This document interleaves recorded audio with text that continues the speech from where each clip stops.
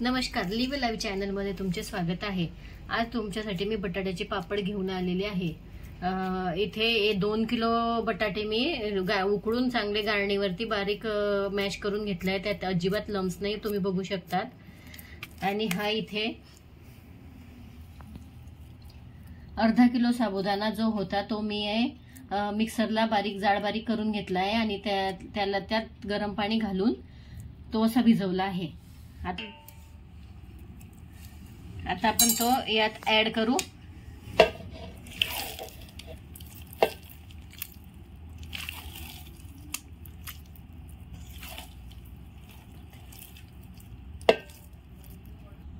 त्यात आता ऍड करू चटणी।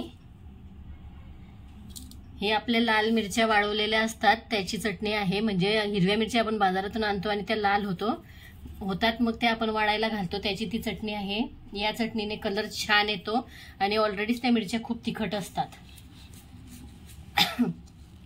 जिरे, चवीनुसार मीठ। तुम्हाला इथे प्रश्न पडला असेल की आपण नेहमी साबुदाण्याचे आणि बटाट्याचे पापड करतो तेव्हा साबुदाण्याचं पीठ त्यात ऍड करतो, परंतु या पद्धतीने जर तुम्ही पापड करून बघितले तर ते खूप नरम येतात आणि खूप फुलतो ही पापड छान तळताना।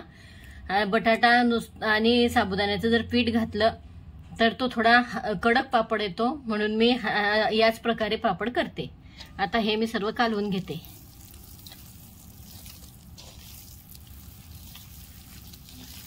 या प्रकारे मी मिक्स करून घेतलेलं आहे, परंतु थोडं बॅटर आपलं थोडं लसलुशीत आहे, म्हणून त्यात मी साबुदाण्याचं पीठ ऍड करते।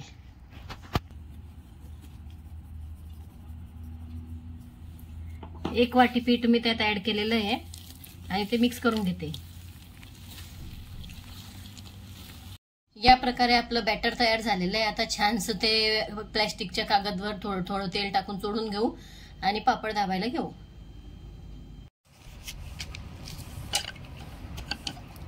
हलक्या हाताने प्रेस करायचा,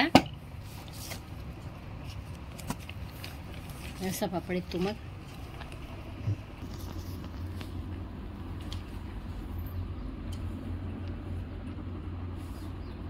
साबुदाण्याचे पापड बनवून असे झालेले आहेत। वाळल्यावरती तळून बघू।